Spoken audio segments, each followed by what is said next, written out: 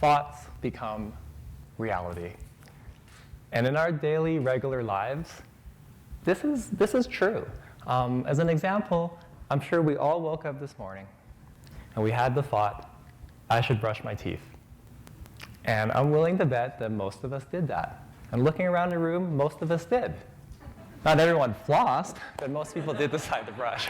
And so it goes with all the regular, typical things in our daily life. Whether it's time to go for dinner, when should I go to bed, got to pick up the kids. And over for our daily, ordinary life, our thoughts become reality.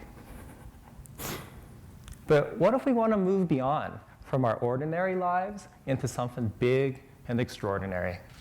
Do thoughts still become reality? Does that template still work? Well, what's the difference between an ordinary life and an extraordinary one? An extraordinary life, okay, it still has all the pieces of an ordinary life. It's got the responsibilities, it has the obligations, it has the duties, but there is a layer above and beyond. And within that layer that makes it extraordinary, dreams come true. Dreams come true on a regular basis. If you've met someone who by their account said that, yeah, I live an extraordinary life, they would tell you that they do what they want to do. Their occupation is what touches their heart. They're surrounded by the people that they love. They live where they want to live. Big goals, they get there. And if something hasn't quite happened yet that's a dream, there's an inevitable belief that it's going to happen. They'll get there. In essence, they're fully on purpose. It's an amazing life. So again, how do we get there? Because down here is ordinary, and there's this other layer up here that's extraordinary. And by definition, to get up here, this is going to take more work. This is more vigorous. Do thoughts still get you to reality? Or do you have to reinvent the wheel? Thoughts do work. And what we need to bring instead is more of ourselves. We need to bring feeling. To truly grow as a human, we need to come back to feeling. But it's tough right now because there's so much happening. You've got the internet, so much information, 24/7 news, Facebook, social media, Twitter. You have your smartphone connected all the time. There's so much information. I walk into the grocery store, you go down the cereal aisle, and I'm paralyzed by choice. So much happening. And because there's all this info, we get stuck in our heads. You gotta process all these decisions, and because there's so much thought going on, when are you gonna feel? When are you gonna feel what's happening? We need to return to feeling. The ability to recognize when a certain emotion comes up, hey, it lands in this part of my body. So if someone asks you, where do you feel rage? Right here. Or where do you feel sadness? Anticipation. Joy. Where do you feel love? Here's an exercise to get us back to feeling. Everyone needs to get a partner, okay? So someone beside you, okay? And pick someone that looks like they're ready to feel, okay? And the way it works, okay, it's really exciting. One person has to sit there the whole time with their eyes closed, okay? And the other person, they're going to get an instruction on the screen.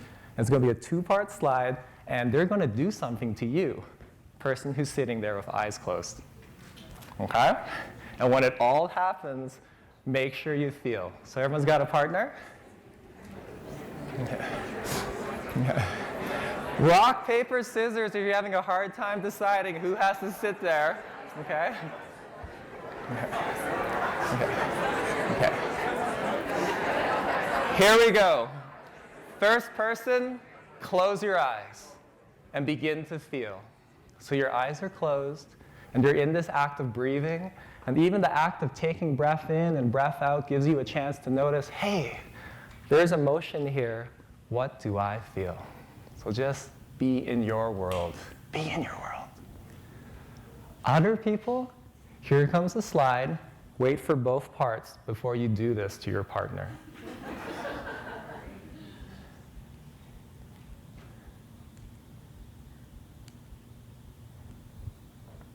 Go.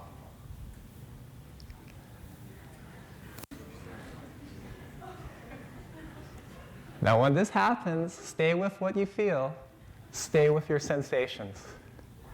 Those of you guys that have just received compliments, where does it sit in your body? And those of you guys that were the ones that did an act of kindness, ask yourself, where do I feel that in my body? Okay. Everyone take another breath in, breath out, let your eyes open. Whew. Okay. So, everyone was kind of vulnerable there for a sec. Okay. Feeling. Oh my goodness. Feeling is where it's at. Okay. Because of all the information happening, we have forgotten, okay? We have forgotten that every single thing we do in our lives, every thought, every decision is in the hope of getting some sort of feeling in the end. Whether it's the restaurant you go to, which movie you pick at the theater, who you're going to hang out with tomorrow afternoon, the purchases you make, where you go on vacation, all of that stuff, you're hoping for a certain kind of feeling in the end. So we come back to feeling. If you practice yoga or you meditate, you're on your way, because by definition, to do yoga or to meditate, you're in your inner world, and you have to notice what that's like. But you can do other things as well and still bring that same level of awareness, of mindfulness, so that when things happen to you, you can catch. Whoa, what's happening? Where do I feel this? What's it feel like? You can be on the side of a mountain climbing. You can ski that incredible powder run. You could change a diaper. You can be in heated argument. You can be consoling someone who's grieving. And in the moment-by-moment experience, still know where the emotions land and what it feels like. So let's go back to thoughts become reality. And this is an exercise for everyone. And we're going to bring a little bit more momentum to it. So we all close our eyes this time, okay? And just breathe. Allow yourself to be vulnerable. Breath comes in, breath goes out, and just feel what it's like. Now, because thoughts become reality, go into your heart and pick a dream, something that is extraordinary. And because thoughts become reality, imagine that dream has come true. What would that feel like? So you sit with eyes closed, and you feel this idea that this big dream of mine, it's already here, it's real. And so what's it like? Hold on to this feeling, because your subconscious, it needs this. Your subconscious doesn't know the difference between the past and the present and the future.